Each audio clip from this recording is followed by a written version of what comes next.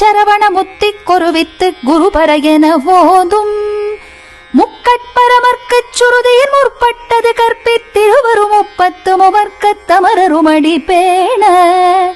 10 தலை தத்த கணைதொடு ஒற்றை கிரிமத்தை பொறுதொருபட்ட பகல் வட்ட திகிரியில் இரவாக